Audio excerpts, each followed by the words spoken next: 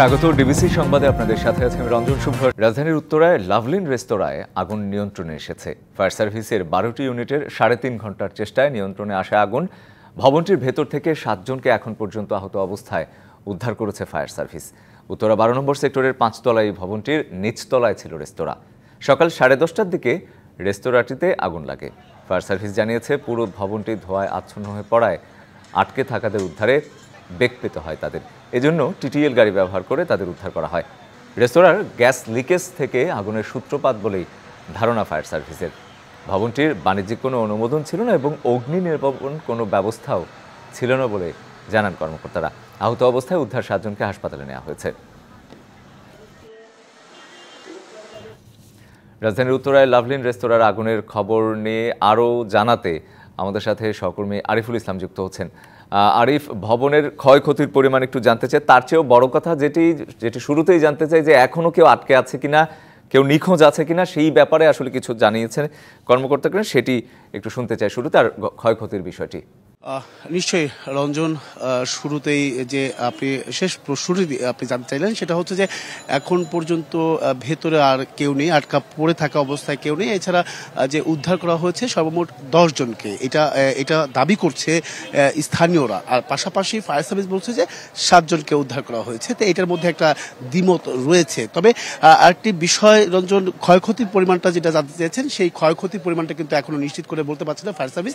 তারা তদন্ত কমিটি করবে, সেই তদন্ত কমিটির প্রতিবেদনের মাধ্যমেই আসলে আমরা জানতে পারবো যে এইটার ক্ষয়ক্ষতি এবং ক্ষয়ক্ষতি কি পরিমাণে হয়েছে। তো রঞ্জন, আরেকটি বিষয় একটু দেখাতে চাই, দর্শকদেরকে একটু দেখাতে চাই, আপনাকেও, যে এই যে সিলিন্ডারটা বিস্ফোরণ হয়েছে, এই সিলিন্ডারটা মূলত হচ্ছে সিএনজিতে ব্যবহার করা হয়। সেই সিএনজির যে সিলিন্ডার থাকে সেই গ্যাসটাই কিন্তু এই যে লাভলিন রেস্টুরেন্ট বা রেস্তোরাঁ সেখানে কিন্তু চুলায় ব্যবহার করা হতো। সেই চুলাটা আসলে বিস্ফোরণটা আমি যদি একটু দেখাতে চাই, যে চুলাটা বিস্ফোরণ হয়েছে ঠিক এই ভেতরেরটায় বিস্ফোরণটা, এখানে যখন বিস্ফোরণটা হয়েছে তখন সিলিন্ডারটা ঠিক এই ফুটপাত, যে রেস্তোরাঁর সামনে যে ফুটপাত, সেই ফুটপাতের সামনে কিন্তু পড়ে গেছে। তো এই যে সেই চুলা, আর চুলার আশেপাশে যা ছিল সবই পুড়ে গেছে, মানে নিচতলায় যা ছিল সব কিছু পুড়ে গেছে। আর এর পাশাপাশি এটি হচ্ছে 6তলা ভবন। সেই 6তলা ভবনের যে একটি আবাসিক এলাকায় এই ধরনের বাণিজ্যিক ভবন, এটা কিন্তু একেবারে অবৈধ, সেটা কিন্তু ফায়ার সার্ভিস নিশ্চিত করেছে। এর পাশাপাশি তারা এটাও নিশ্চিত করেছে যে বিগত দিনেও তারা একাধিকবার এই যে ভবন অনিরাপদ, সেই বিষয়টাও কিন্তু তারা বিভিন্নভাবে নিশ্চিত করেছেন। তারপরেও তারা আসলে কিন্তু কথা শুনেনি। আমি একটু ভেতরেরটা একটু দেখাতে চাই, একটু কষ্ট করে যদি একটু দেখানোর চেষ্টা করব। পুরো জায়গাটি একেবারেই ছাই হয়ে গেছে, যা ছিল ভেতরে সেটা কিন্তু ছাই হয়ে গেছে। তবে এই ভবনটি এখন আইন শৃঙ্খলা বাহিনীর নিরাপত্তায় রয়েছে, কাউকে ভেতরে প্রবেশ করতে দেওয়া হচ্ছে না, কারণ এখানে স্থানীয় অনেকেই তারা ভেতরে প্রবেশ করার চেষ্টা করছে, তাদেরকে কাউকে কিন্তু ভেতরে প্রবেশ করতে দিচ্ছে না। এখনো যে আগুনের ভেতরে আসলে কিছুদূর ভিতরে গেলে হয়তো বা অক্সিজেনের একটি সংকট দেখা দিবে। তো সেক্ষেত্রে বলা যায় যে এখন এই ভবনটি পুরো আইন শৃঙ্খলা বাহিনীর নিরাপত্তায় বা তত্ত্বাবধানে রয়েছে, কাউকে ভেতরে প্রবেশ করতে দেওয়া হচ্ছে না। আর ফায়ার সার্ভিসের অবশ্যই একটি তদন্ত কমিটি গঠন করা হবে, তার পরবর্তীতে জানা যাবে ক্ষয়ক্ষতিটা কি পরিমাণ হয়েছে। তবে দ্বিমত কিন্তু দুটা জায়গায় রয়েছে। স্থানীয়রা বলছে 10 জন আহত হয়েছে, আর ফায়ার সার্ভিস বলছে 7 জন। তো এই ছিল এখান থেকে রঞ্জন সবশেষ। পরবর্তী সংবাদে নতুন তথ্য পেলে অবশ্যই জানার চেষ্টা করবো। রঞ্জন। নিশ্চয়ই আরিফ, আপনাকে ধন্যবাদ। 3 বন্ধু মূলত আইফোন কিনতেই রূপালী ব্যাংকের কেরানীগঞ্জের জিঞ্জিরা শাখায় ডাকাতির পরিকল্পনা করেছিল। পুলিশ বলছে পরিকল্পনার অংশ হিসেবে 1 মাস আগে থেকে ডাকাতির জন্য আসামিরা ব্যাংকের ভেতরে ও আশপাশে রেকি করে। এছাড়া ব্যাংকে জিম্মি হওয়া এক গ্রাহক জানিয়েছেন ডাকাতির চেষ্টা লোমহর্ষক কাহিনী। এদিকে ব্যাংকে ডাকাতির চেষ্টায় গ্রেপ্তার 3 জনের বিরুদ্ধে মামলা হয়েছে। বৃহস্পতিবার দিনে দুপুরে ব্যাংকে ঢুকে নাটকীয় ডাকাতি চেষ্টার ঘটনায় বিস্মিত দক্ষিণ কেরানীগঞ্জের বাসিন্দারা। শুক্রবার সকালে চুনকুটিয়া পাকাপুল এলাকায় রূপালী ব্যাংকের জিঞ্জিরা শাখার সামনে গিয়ে দেখা যায় নিরাপত্তা নিয়ে ক্ষুব্ধ এলাকাবাসী। ওই জানালা দিয়ে দেখা যায় যে ওরা সবাইকে হাঁটু গেড়ে বসাইয়া মানে পিস্তল ঠেকাই রাখছে একজন, আর একজন চেয়ারের উপরে দাঁড়াই আছে, মানে সবাইকে নজরদারি করার জন্য। আমার বয়স, আমি জীবনে দেই না, ভেবিটা নেই। রূপালী ব্যাংকে ডাকাতি এই প্রথম দেখছি ডাকাতি। অন্যান্য দিনের মতোই সেদিন রূপালী ব্যাংকে টাকা তুলতে যান স্থানীয় ঠিকাদার মোহাম্মদ বাবুল। তবে হঠাৎই ৩ ডাকাত ব্যাংকে ঢুকে নিরাপত্তা রক্ষীদের মাথায় পিস্তল ধরেন। জিম্মি করা হয় গ্রাহকসহ ব্যাংকের কর্মকর্তা কর্মচারীদের। অন্যান্যদের সাথে আটকা পড়েন বাবুলও। জানালেন সেই ভয়াবহ অভিজ্ঞতার কথা। ওরা একটাই বলছে যে টাকা যাবে সরকারের, জান জামে আপনি যদি কোনো রকম চালাকি করেন, তবে তো এটা আতঙ্কের ভিতরে ছিল। অস্ত্র যেহেতু এখন শুনি যে নকল, আগে যদি নকল জানলে তো আর এটা ভয় পাইতাম না। 2টা চাক্কু ছিল, 2টা চাক্কু, আর ওখানে উঠে একটা ওই এরা যে সিগারেট খাওয়ার ফালায় না, ওটার ভিতরে একটা মোবাইল ঢুকাইয়া একটা বানাইছে, ওই বোম সিস্টেম বানাইছে, যে ওই বোনে এটার ভিতরে নাম্বার আছে, ওই নাম্বারটা নিছে, যে এই নাম্বার আমরা কল দিলে এটা বাস্ট হয়ে যাবে। ডাকাতি চেষ্টার মামলায় আসামি করা হয়েছে 2 কিশোর আরাফাত ও সিফাত এবং নীরব নামের এক যুবককে। এর নেপথ্যে কেউ আছে কিনা তা খতিয়ে দেখা হচ্ছে। পুলিশ বলছে 3 বন্ধু মূলত আইফোন কিনতেই ব্যাংক ডাকাতির পরিকল্পনা করেছিলেন। এজন্য 1 মাস থেকেই রেকি করা হয় ব্যাংকের ভেতর ও আশপাশে। তাদের বয়স 16, একজনের বয়স 22। এটা আনুমানিক 1 মাস পূর্ব থেকে তারা প্ল্যান করছে যে এই ধরনের একটা ঘটনা ঘটাবে। তারা বিভিন্ন জায়গায় বসেছে, এই বিষয়ে কথা বলেছে। আইফোনের বিষয়টা সত্যতা পাওয়া গেছে, এখন মামলা হয়েছে। মামলায় আমরা তাদেরকে 7 দিনের রিমান্ড চাচ্ছি। বিজ্ঞ আদালত রিমান্ড মঞ্জুর করলে তাদেরকে আমরা বিস্তারিত জিজ্ঞাসা করে আরো আপডেট আপনাদেরকে জানাবো। এদিন আটকা পড়েছিলেন ব্যাংকের এক পরিচ্ছন্নতা কর্মীও। বড় ডাকাতটা আমারে বলতেছে এদিকে আসেন। আমি গেলাম পরে কয় এখানে বসেন। তো বসেন, সবাই আমাদের বসা করে রাখছে। আমাদের কোনো ক্ষয়ক্ষতি করেনি। সবাই ফোন দিয়ে, আমার 2 ছেলে ফোন দিতেছে, আমার ভাই ফোন দিতেছে। আমি তো ফোন তো ধরতে পারতাছি না, আমাকে ধরতে দেয় না ফোন। অনেক আতঙ্কের মধ্যে ছিলাম, অনেক আতঙ্ক, মানে বাসায় প্রকাশ করা যায় না।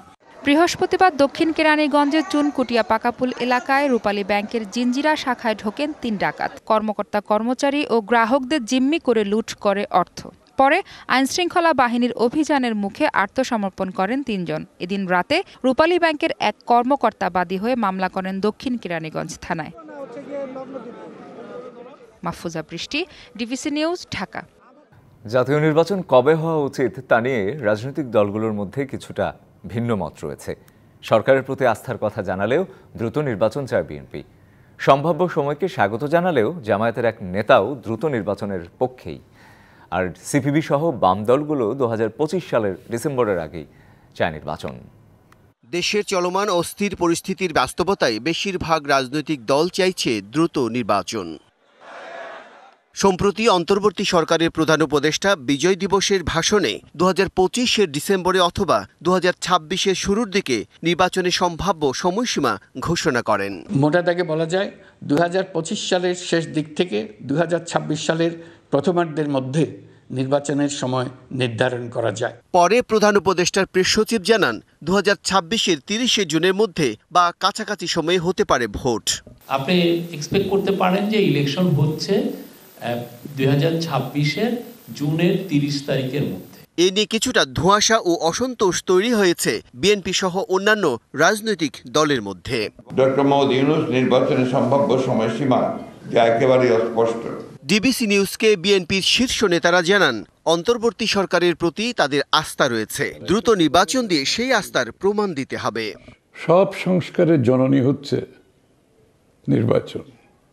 দেশের জনগণ, তাদের মতামত, তার মালিকানার প্রতিফলন, তার ইচ্ছার প্রতিফলন। সেই মতামত নিয়ে সংসদে আমরা জনগণের চিন্তার, ইচ্ছার পরিবর্তনের প্রতিফলন ঘটাতে হবে। রাজনৈতিক দলসমূহ মনে করে যে বর্তমান তত্ত্বাবধায়ক সরকার দ্রুত নির্বাচন দিয়ে দেওয়া উচিত। তারা যে ধরনের সংস্কার করতে চায় এটি করার ম্যান্ডেট তো তাদের নেই। প্রধান উপদেষ্টা ঘোষিত সম্ভাব্য সময়কে জামায়াত স্বাগত জানালেও দলটির শীর্ষ এক নেতা দ্রুত নির্বাচনের পক্ষে মত দেন। নির্বাচন আরও তাড়াতাড়ি হইলে খুশি হইতাম। উনি তো বলেছেন যে 25-এর শেষ, 26-এর শুরু। এখন এই শুরু দিয়ে যদি ওনারা জুন পর্যন্ত মিন করে থাকেন, এটা ওনারা ক্লিয়ার করবেন। সরকার আন্তরিক হলে 2025-এর ডিসেম্বরের আগেই নির্বাচন আয়োজন সম্ভব মনে করে সিপিবি। এই সংকটকে আরও বেশি ঘনীভূত করলো প্রেস সেক্রেটারির বক্তব্যে, যেটা একেবারেই কাঙ্ক্ষিত না। জুন মাস পর্যন্ত সময় আমার বিবেচনায় একেবারেই অপ্রয়োজনীয়, কারণ ভালো নির্বাচনের জন্য প্রয়োজনীয় সংস্কার করে নির্বাচনটা 2025-এর ডিসেম্বরের অনেক আগেই করা সম্ভব বলে আমরা মনে করি। জাতীয় ঐক্যের ভিত্তিতে প্রত্যাশিত মাত্রার সংস্কার শেষ করে দ্রুত নির্বাচনে তাগিদ দেন অন্য রাজনৈতিক দলগুলো। শৃঙ্খলা পরিস্থিতির কোনো উন্নয়ন নেই। Bijan Kumar Das, DBC news, Dhaka. বাংলাদেশ থেকে বিপুল অর্থ পাচারে অভিযুক্ত প্রশান্ত কুমার হালদারের জামিন মঞ্জুর করেছে কলকাতার আদালত। শুক্রবার ব্যাংকশাল কোর্টের অন্তর্গত নগর দায়রা আদালত তার জামিন মঞ্জুর করে। পর্যাপ্ত প্রমাণের অভাবে 10 লাখ টাকার বিনিময়ে জামিন মঞ্জুর করেন বিচারক। 2.5 বছরেরও বেশি সময় ধরে কলকাতার ব্যাংকশাল আদালতে এই মামলা চলছিল। পিকে হালদার সহ মোট 6 জন বিচারাধীন অবস্থায় জেলবন্দি ছিলেন। এর আগে 5 জনের জামিন মঞ্জুর করে আদালত। 2022 সালে পশ্চিমবঙ্গের বৈদিক ভিলেজ থেকে পিকে হালদারকে গ্রেপ্তার করে ভারতের এনফোর্সমেন্ট ডিরেক্টর ইডি। এরপর থেকে দেশটিতেই বন্দী ছিলেন তিনি। রাজধানীর 300 ফিট এলাকায় গাড়ি চাপায় বুয়েট শিক্ষার্থী মোহতাসিম মাসুদ নিহতের ঘটনায় বিক্ষোভ করেছেন তার সহপাঠীরা। এ ঘটনায় স্বচ্ছ বিচার নিশ্চিত করা, নিহতের পরিবারকে ক্ষতিপূরণ এবং আহত 2 জনের চিকিৎসার ব্যয়ভার দোষীদের বহনের দাবিও জানিয়েছেন তারা। দুপুর 12টায় রাজধানীর পলাশীতে বিক্ষোভ করেন তারা। বলেন, কোনো প্রভাবশালীর কারণে যেন বিচার বিলম্বিত না হয়। গেল রাতে 300 ফিট এলাকায় বেপরোয়া গতির প্রাইভেট কারের ধাক্কায় মুনতাসির মাসুদ নামে এক বুয়েট শিক্ষার্থী নিহত হন। আহত হন অমিত সাহা ও মেহেদী হাসান নামে তার 2 বন্ধু।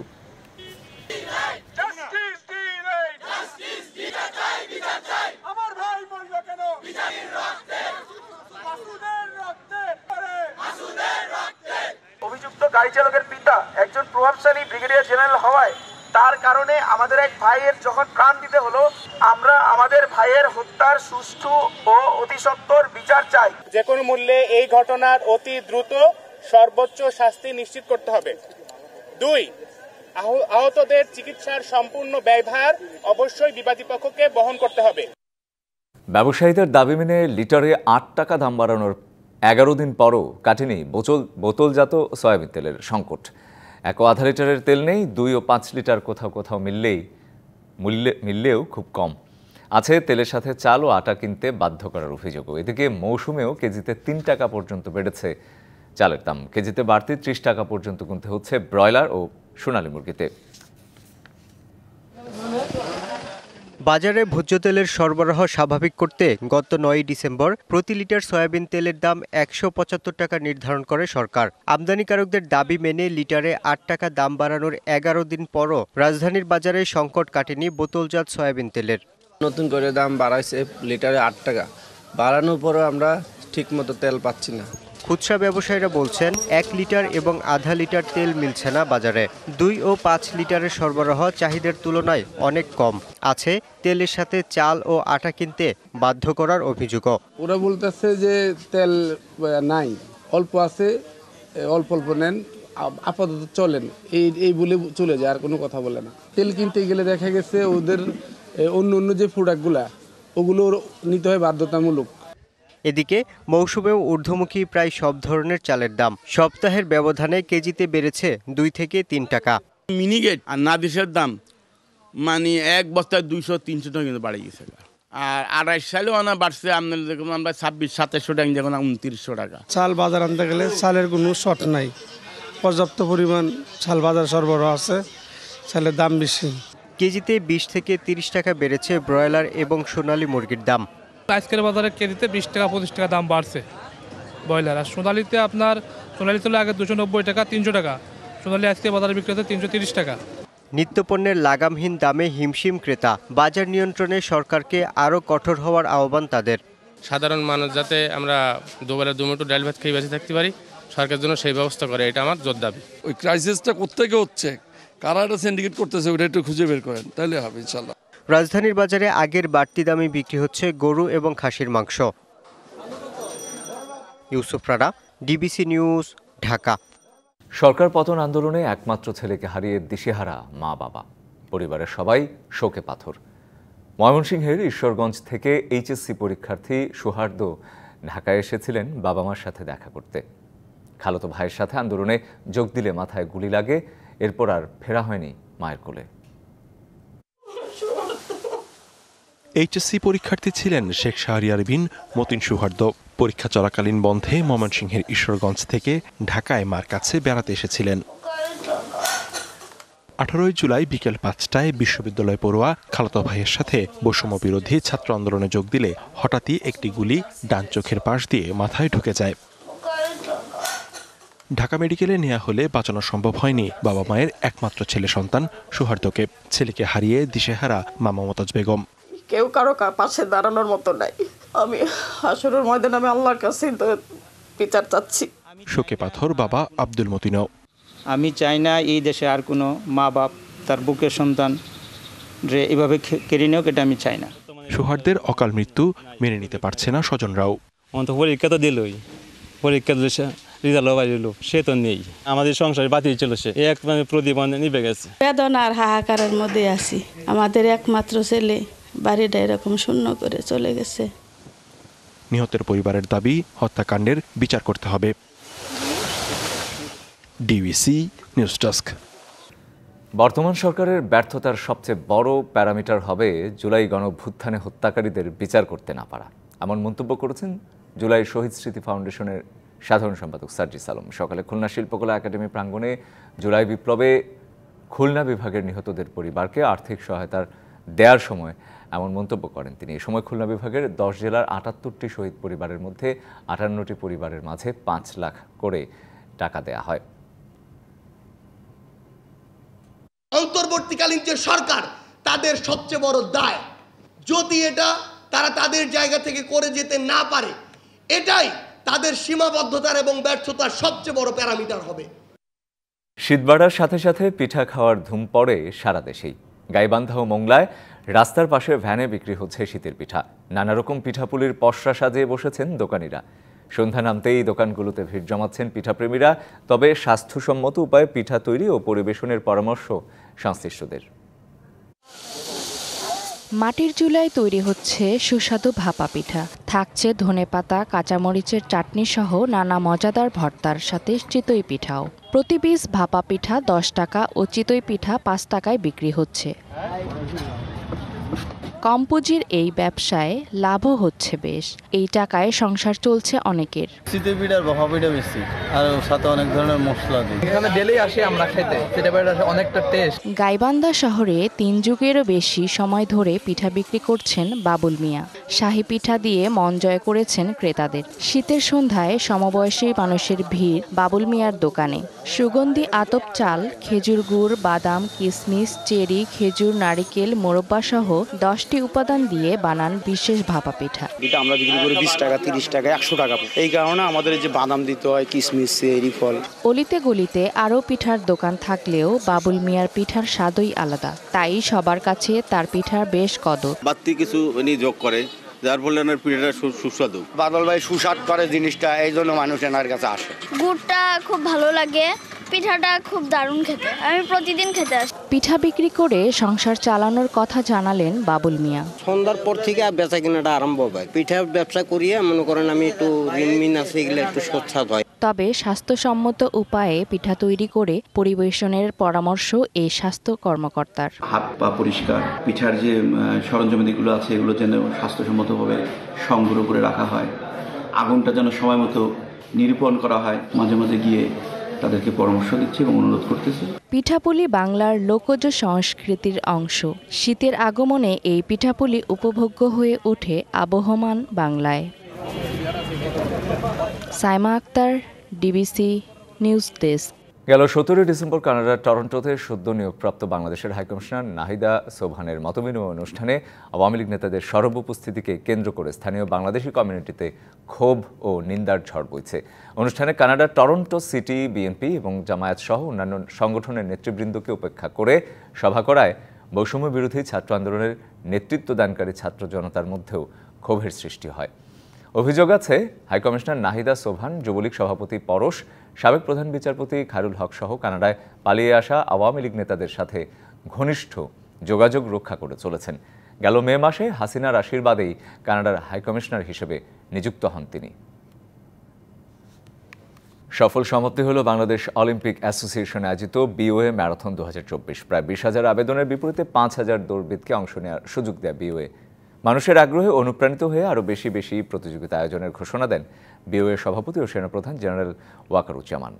কুয়াশা চাদর ভেদ করে এই সব তরুণদের এগিয়ে যাওয়া আসলে বাংলাদেশের ক্রীড়াঙ্গনে উৎসাহিত করার জন্য ম্যারাথনের আয়োজনের মধ্য দিয়ে বিওএ চায় বাংলাদেশের তরুণ প্রজন্মকে খেলাধুলায় সম্পৃক্ত করতে।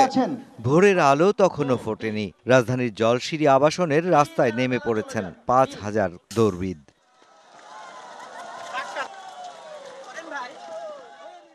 বাংলাদেশ অলিম্পিক অ্যাসোসিয়েশনের প্রথম আয়োজন বিওএ ম্যারাথন ২০২৪-এর উদ্বোধন করেন বিওএ মহাসচিব। ২১.১ ও ১০ কিলোমিটারের এই ম্যারাথনে অংশ নেয় নারী পুরুষ দুবিভাগে ৩ ক্যাটাগরির প্রতিযোগীরা।